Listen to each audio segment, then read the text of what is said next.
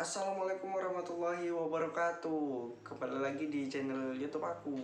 Oke, baik, kali ini saya akan menjelaskan tentang ujian akhir atau UAS dari mata kuliah pengantar sastra. Oke, disimak videonya baik-baik ya. Oh iya, jangan lupa di subscribe channelnya biar kita bikin video terus.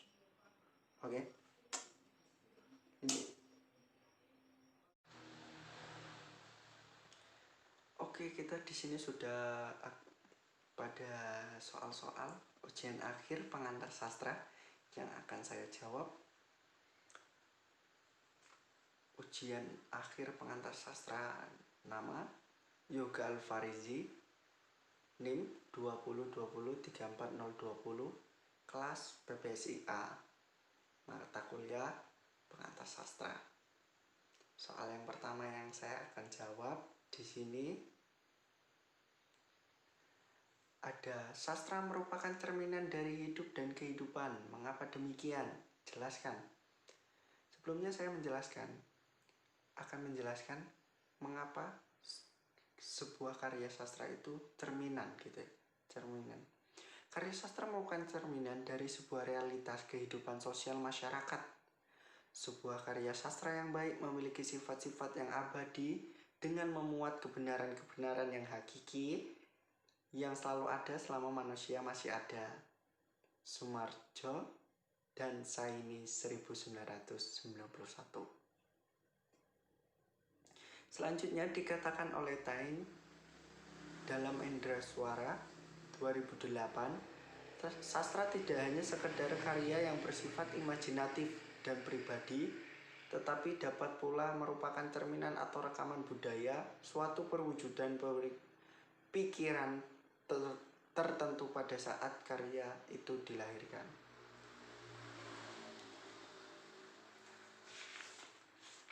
Karya sastra itu memang sebagai cerminan. Karena apa?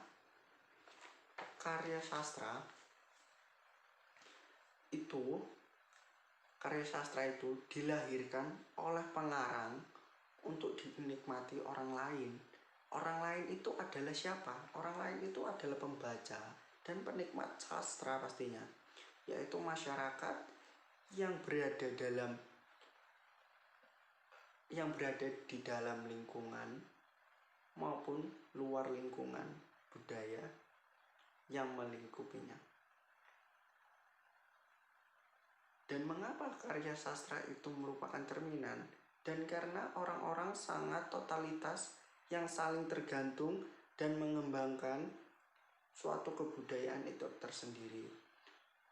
Dan contoh karya sastra yang merupakan sebuah cerminan itu ada puisi, novel, dan sebagainya. Karena karya-karya tersebut adalah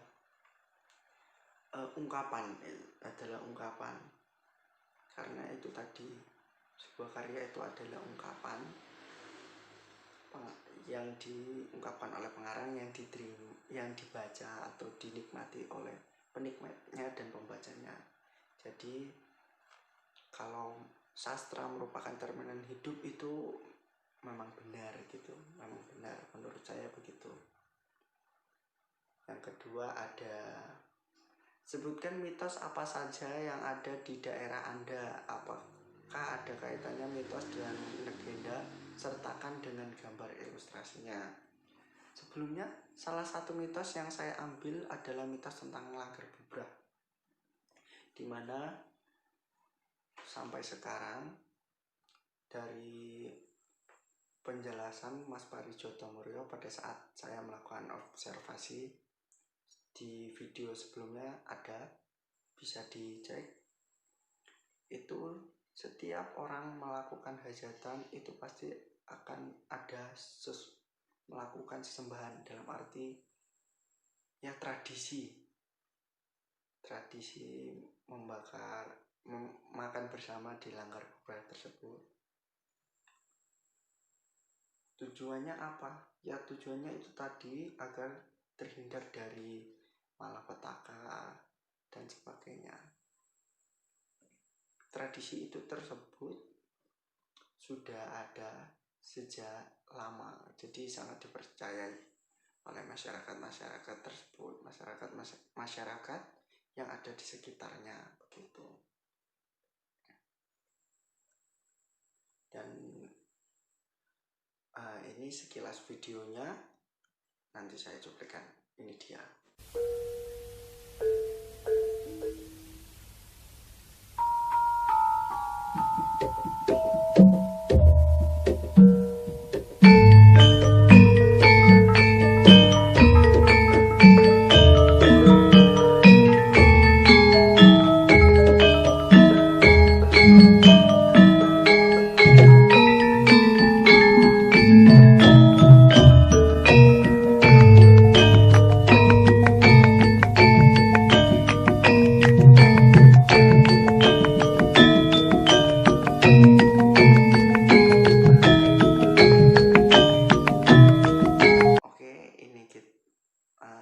Ini kita membahas kaitannya mitos dengan legenda tadi ya, sambungannya yang tadi. Menurut saya mitos dan legenda adalah saling berkaitan, karena mitos dan legenda adalah cerita rakyat yang berkaitan tentang tokoh, tempat tertentu, dan peristiwa masa lampau yang mencampurkan fakta historis. Karena mitos dan legenda itu sangat erat begitu. Kalau penjelasan singkat saya itu menjelaskan begini, mitos itu sebuah cerita dan legenda itu sebuah sejarah. Jadi kaitannya mitos dengan legenda itu sangat erat, karena mitos dan legenda adalah sebuah cerita sejarah yang udah ada sejak sudah lama gitu, sejak sudah masa lampau itu, dari waktu dulu, dari masa lampau sudah ada begitu, yang harus kita jaga juga kelestariannya begitu. Harus kita jaga kelestariannya. Dan mitos dan legenda itu juga mengandung kebijaksanaan, pengalaman, dan nilai budaya. Jadi kita sebagai mahasiswa pastinya dan sebagai warga negara Indonesia harus juga ya melestarikan lah. Kalau melestarikan dan mempertahankan pastinya, agar legenda atau cerita-cerita sejarah itu tidak punah dan masih diminati oleh khalayak banyak, seperti kayak kita ini, kaum muda gitu. Dan ada pertanyaan selanjutnya ini, analisislah dari sudut pandang konflik batin dari tiap-tiap puisi Anda yang dibuat. Sebelumnya saya ada membuat 3 puisi di sini, nampak ya semua. Nampak semua 3 judulnya, ada bumi, corona, dan masker. Begitu. Sebelumnya ini puisi adalah tugas yang diperuntukkan kepada mahasiswa, dan mahasiswa, setiap mahasiswa itu membuat 3 judul puisi, dan puisi ini tersebut dikumpulkan dan akan dibuat menjadi sebuah antologi gitu kan. Akan tetapi buku yang antologi tersebut masih dalam percetakan begitu. Dan di sini saya akan menjelaskan puisi bumiku bertemakan dari ketiga puisi tersebut. Sebelumnya saya akan menjelaskan temanya itu adalah COVID gitu. Dari ketiga puisi tersebut adalah temanya sama, yaitu temanya COVID. Dan dari puisi pertama yang berjudul Bumiku itu diungkapkan dengan perasaan penuh harapan karena di dalam puisi tersebut banyak kata-kata yang penuh harapan, penuh doa, seperti itu. Juga dengan nada yang lugas, sangat lugas gitulah. Dengan nada lugas dan amanat yang ada dalam puisi tersebut itu agar manusia berpikir terlebih dahulu sebelum melakukan kegiatan. Dalam arti begini, sebelum kita melakukan sesuatu, kita tuh harus dapat mempertimbangkan sebab akibat dari kegiatan kita gitu. Karena Ya, yang kita tahu sekarang tentang COVID itu kan ulah kita sendiri yang berdampak sangat berbahaya bagi orang banyak. Jadi sebelum kita melakukan sesuatu itu kita harus memikirkan dampaknya terlebih dahulu, begitu. Itu amanatnya. Dan yang kedua itu ada puisi Corona. Ya, temanya masih tentang COVID. Dan perasaan yang diungkapkan itu sedih dan penuh harapan juga, penuh doa, dengan nada yang lemah. Nada yang disampaikan dengan nada lemah. Amanat dari puisi tersebut, kita sebagai manusia tidak boleh lalai akan perintahnya. Mengapa demikian? Karena di dalam puisi yang saya buat yang berjudul Corona itu mengandung, ya, Corona itu juga makhluk Tuhan yang diciptakan oleh Tuhan, walaupun perantaranya manusia yang menciptakan manusia, makhluk Tuhan. Dan Corona itu adalah sebuah penyakit yang kita tahu kan. Jadi mungkin Corona ini adalah sebuah ujian dari Tuhan yang karena manusia yang di masa sekarang ini yang mungkin sudah lalai akan perintah-perintahnya. Jadi amanat pada puisi ini itu kita sebagai manusia tidak boleh lalai dalam perintah Tuhan yang Maha Kuasa, seperti itu. Dan ketika ada masker, puisi masker, puisi ini saya buat dengan ya mengalir begitu saja gitu. Kebetulan nggak tahu kenapa memikirkan masker gitu, jadi saya ungkapkan dan saya buat puisi begitu. Temanya masih tentang COVID, perasaannya itu kecewa, ya, perasaannya kecewa, nadanya itu lemah dan keras. Amanatnya itu bahwa kita semua manusia ini di posisi yang sama rata. Mengapa amanatnya seperti itu? Karena di dalam puisi masker ini saya itu sangat dari ketiga puisi saya ini yang menurut saya sangat menarik itu di puisi masker. Karena apa?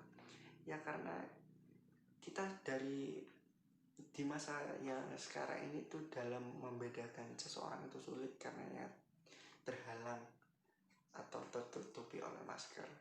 Dan siapapun orangnya, setinggi apapun jabatannya, tetap sama di mata kita karena mereka semua juga memakai masker, begitu. Ya, nanti saya beritahulah sekilas tentang puisi, ketiga puisi yang saya buat ini. Nanti bisa dilihat di akhir video, begitu ya. Oke, lanjut ke soal yang keempat.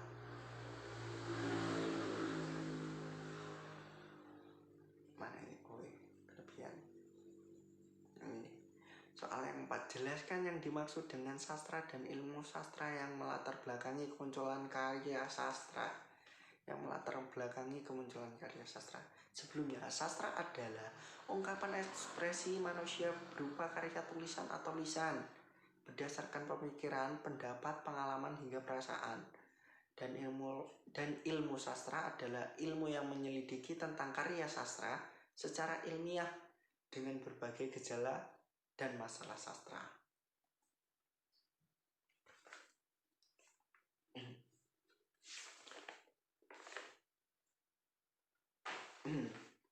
Dan munculnya karya sastra karena di sini tadi juga yang melatar belakangi kemunculan karya sastra. Nah, kemunculan karya sastra itu karena adanya imajinasi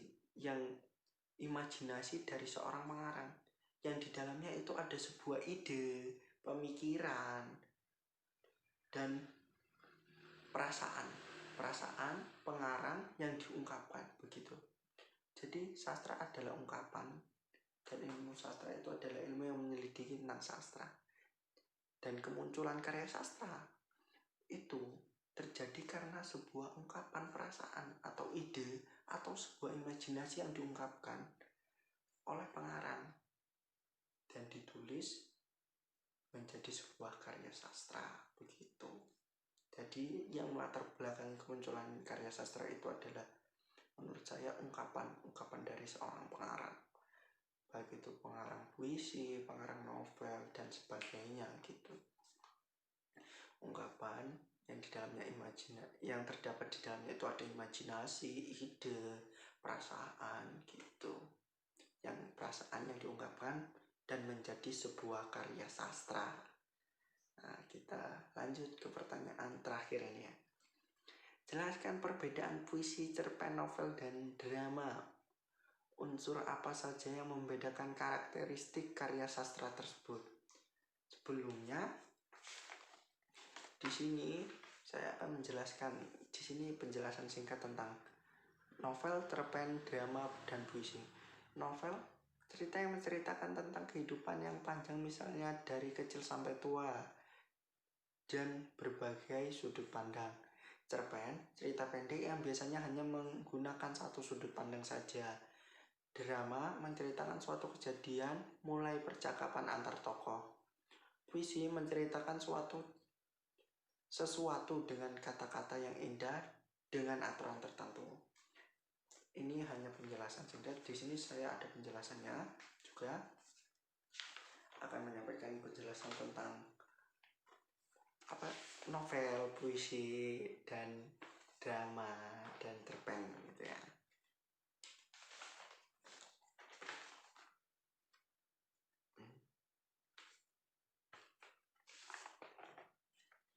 Oke. Novel itu adalah karangan novel adalah karangan prosa yang panjang mengandung rangkaian cerita kehidupan seseorang dengan orang di sekelilingnya dan menonjolkan sifat dan watak pelaku. Itu novel. Ini secara singkatnya. Novel adalah karangan prosa gitu. Dan cerpen salah satu karya yang berbentuk prosa juga dan hanya memiliki satu tahapan alur cerita, bersifat berisi tentang kehidupan manusia yang diceritakan lewat tulisan pendek. Itu sebuah cerpen. Dan puisi, karya sastra, hasil dari ungkapan dan perasaan seseorang dengan bahasa yang terikat, irama, makna, matra, rima, penyusunan lirik, dan bait. Isi-isi dalam puisi penuh makna dengan bahasa yang dipakai itu cukup indah. Drama adalah di sini. Drama itu karya sastra yang menggambarkan kehidupan manusia dengan gerak dan dialog. Drama menggambarkan realita kehidupan, watak serta tingkah laku manusia melalui peran dan dialog yang diperankan atau yang dipentaskan. Begitu. Jadi sebenarnya unsur-unsur yang membedakan itu ya pasti ada, dan setiap dari novel, cerpen, drama itu memiliki unsur-unsur yang berbeda. Cuma dalam unsur intrinsik dan ekstrinsik dari keempat karya sastra tersebut masih memiliki kesamaan. Cuma unsur-unsur yang berbeda dari contohnya kayak puisi dengan drama. Puisi itu sebuah ungkapan perasaan yang dituliskan melalui bait-bait, sedangkan drama itu adalah dialog yang diperankan oleh tokoh yang lalu dipentaskan. Begitu. Itu perbedaan karakteristik menurut saya. Dan novel itu adalah sebuah cerita yang diceritakan dari awal, berarti ceritanya itu banyak, sedangkan cerpen ini hanya cerita pendek, cerita yang mungkin hanya inti-intinya saja. Itu juga yang membedakan antara novel dan cerpen, drama, puisi, begitu. Jadi mungkin cukup sekian yang dapat saya jelaskan tentang pertanyaan-pertanyaan UAS, ujian akhir pengantar sastra. Lebih dan kurang saya mohon maaf, dan saya lupa. Tadi saya menjanjikan akan menunjukkan puisi saya di video ya. Ini dia puisinya. Dan sampai jumpa ya. Dan sampai juga apa? Dan sampai juga membaca puisi saya. Oke. See you di next video. Oke, terima kasih sebelumnya yang sudah menonton dan like. Assalamualaikum warahmatullahi wabarakatuh.